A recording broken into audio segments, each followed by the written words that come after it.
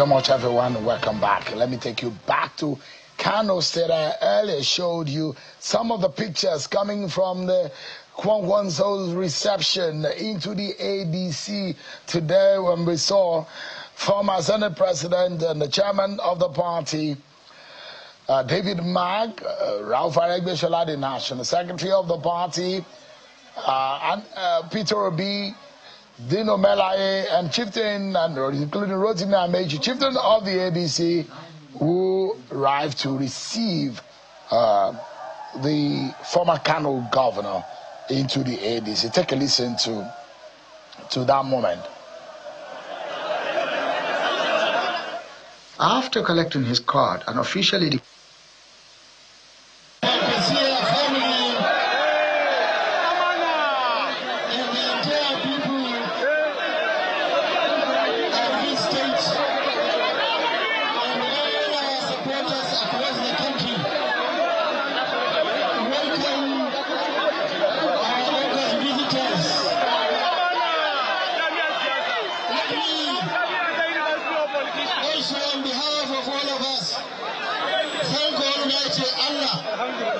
for showing us this very historic day.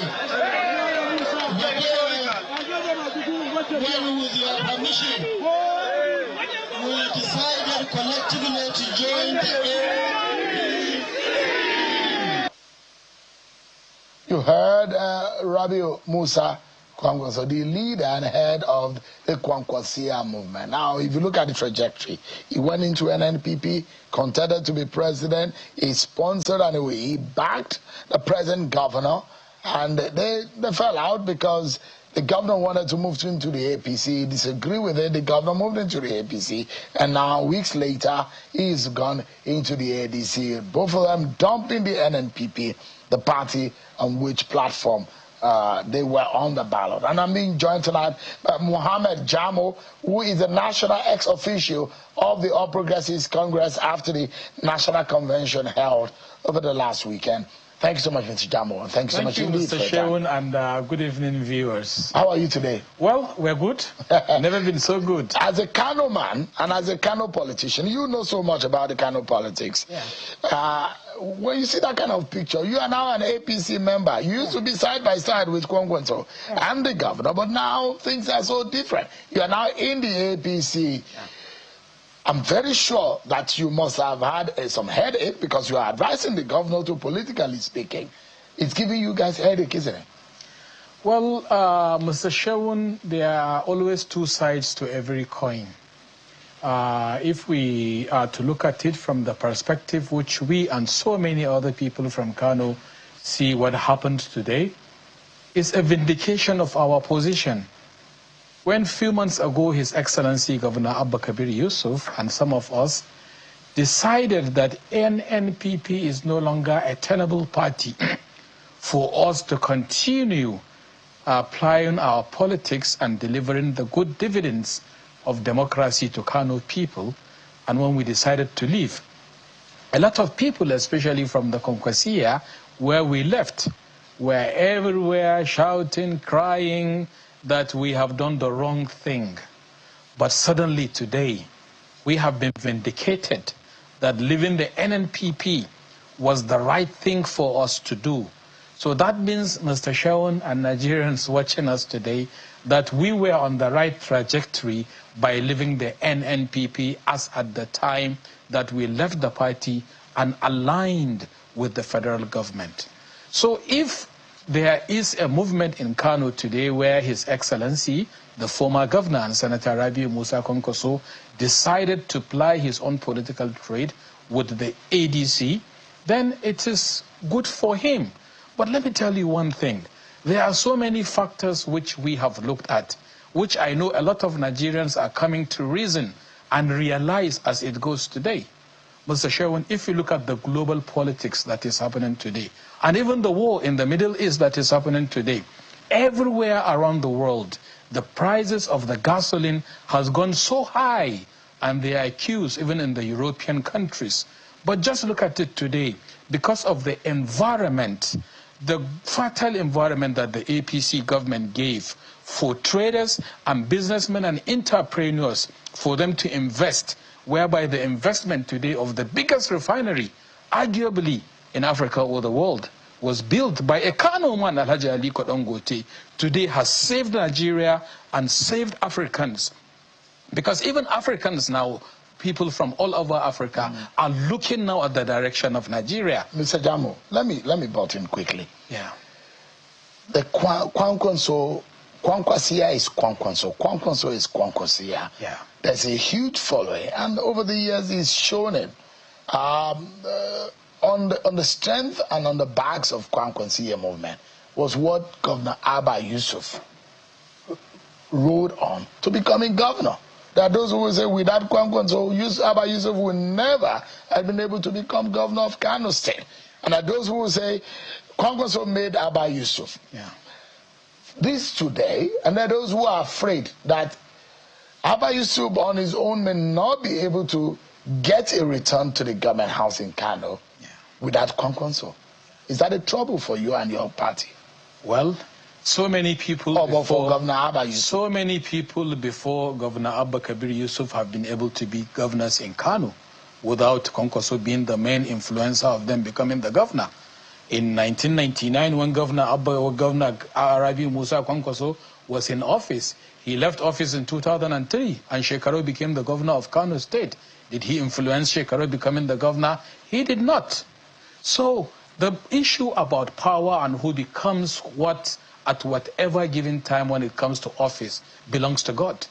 Only God Almighty determines who becomes what and whenever he wants. So do you not align any individual to be the instrument that delivers anybody to office. God is the ultimate decider of who gets what and how you become that. And yes, I agree. His Excellency Governor Abba Kabir Yusuf has worked closely with Governor Rabiu Musa Kwankwaso, and Governor Rabiu Musa Kwankwaso has been one of the biggest supporters of us when we were in NNPP, up to the point when His Excellency Abba Kabir Yusuf became the governor of Kano State. But what happened? There is a storyline behind it. Governor Kwankwaso worked very hard to deliver the dividends of democracy when he was the governor of Kano State. But who was the instrument? Who was the engine room? Abba Kabir Yusuf was the Commissioner of Works, who was working day and night, building the bridges, revamping the hospitals, building and tarring the roads, and doing so many things, which everybody acknowledged that Abba Kabir Yusuf had done so much. In seeing that, he took the directives of who his boss was, then Governor Rabiu Musa Kwankwaso. So it was an easy sell. Yeah, because I'm bringing because there's still the national perspective to this conversation. The local kind of politics is what I'm bringing to bear. But I mean, I still understand that Governor Yusuf is an in-law to former Governor Kwankwaso. Is that right? You're right, absolutely. So they have blood relationship in that sense. They have marital relationship. Yeah, well, that's because he's married to the daughter and all of that. Yeah. But now they've parted ways, politically speaking. Right. And if you look at the election, are you aware that Nasiru Gawuna is preparing to go to the ADC? Very much aware. Are you aware? I mean, you remember the vote.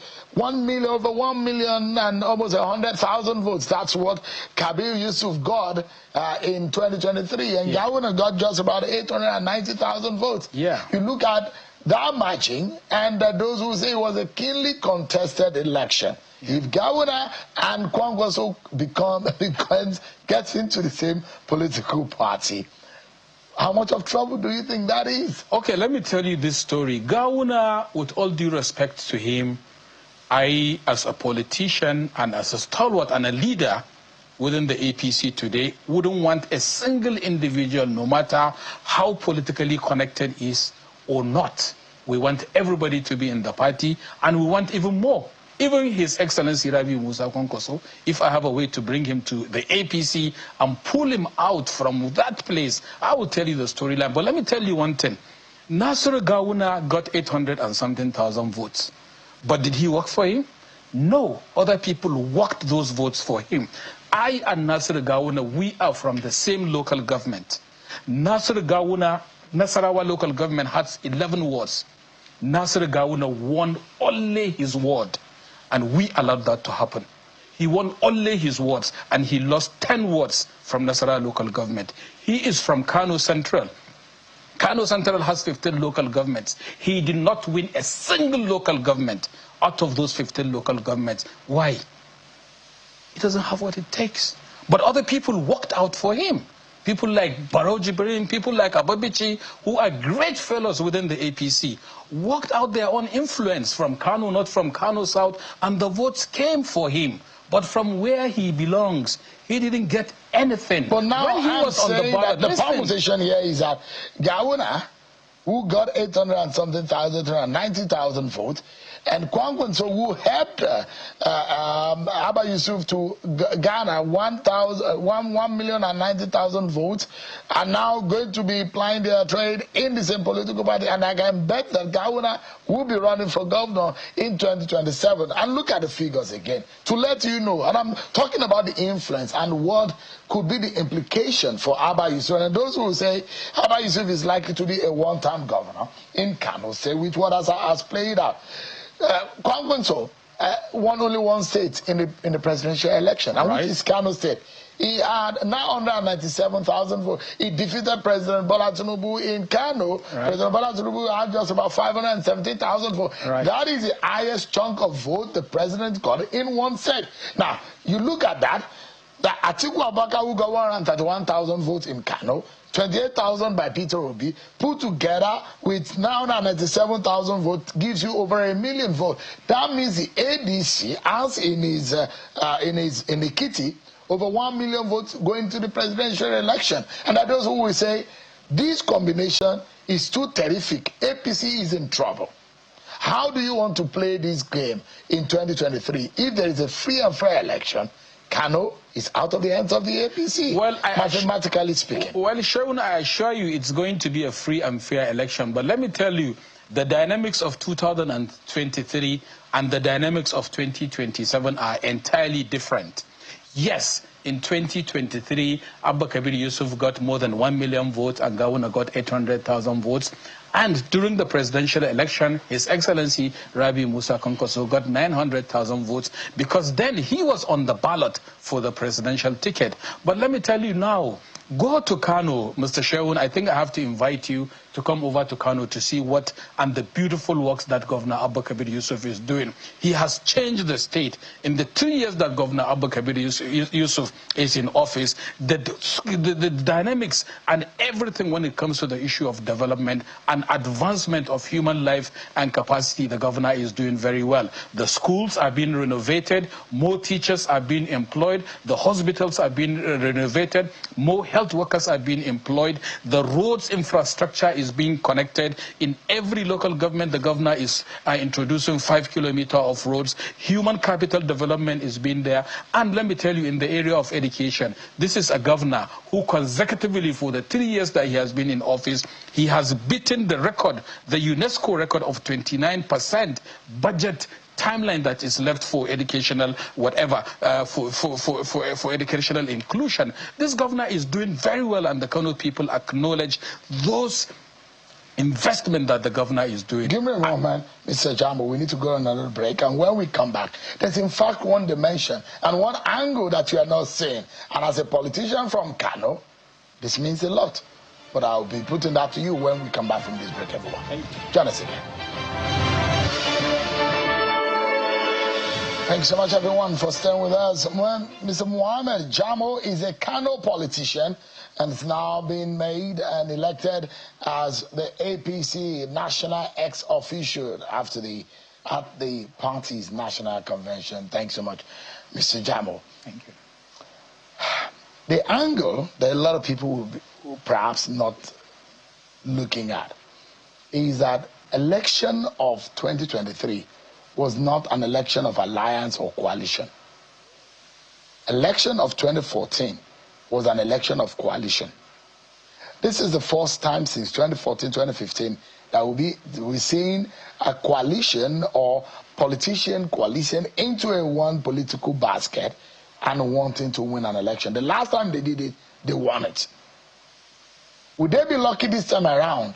Only time will tell. Now, Jonathan got punished because of the coalition of Buhari, Tinubu, Rochas Okorocha, Amechi, Atiku Abubakar. Now there is another coalition. Can your party withstand this coalition that we're seeing? Amechi, Atiku, and these guys have done it before, excluding Bola Tinubu, excluding Buhari. Their coalition and the storm of coalition is brewing. And whenever we've seen coalition in the last political history, they've been successful. This time around, that those who will say, Bola Tinubu, APC should pack their load and leave. That is what the coalition means. Well, thank you so much, Mr. Sheun. That coalition you're talking about the last time, we were instrumental and part of that coalition. Kwankwaso was there, Buhari was there, and a host of others. But let me tell you now, when you're talking about coalition now, we are now in a period whereby we have to even analyze who are those in the coalition. You're talking about David Mark as the chairman of the ADC. Let's take them one after the other. What have they done? These are all people who have been at the helms of affairs in Nigeria, who have held positions of authority. What did they do with those positions of authority? When David Mark was the Senate president consecutively for 2 terms, an opportunity that no Nigerian ever had. It was that time when even the Boko Haram started. What contribution as Senate President did he give to save what is happening today in the northern Nigeria? Let's look at it. What did Rauf Aregbesola do? He was minister. He was minister. Does that excuse the performance? No, let us analyze them. You are talking about coalition, and I want to tell you who they are in those coalition. I can dissect them one after the other for you. Tambol was there. He was Speaker of the House of Representatives. Let's bring it to the table. What did they do different? All right, Mr. Jamo, that question, Nigerians will answer it at the poll, but we're totally out of time. Mohammed Jamo is a Kano politician and national ex-officio of the APC. Thanks so much indeed. Always a pleasure having you speak with us with your eloquence. Thanks so much indeed. Thank you so much, Sheun. That's our show for today, everyone. Many thanks for watching. I'm Sheun Akimale. God bless Nigeria.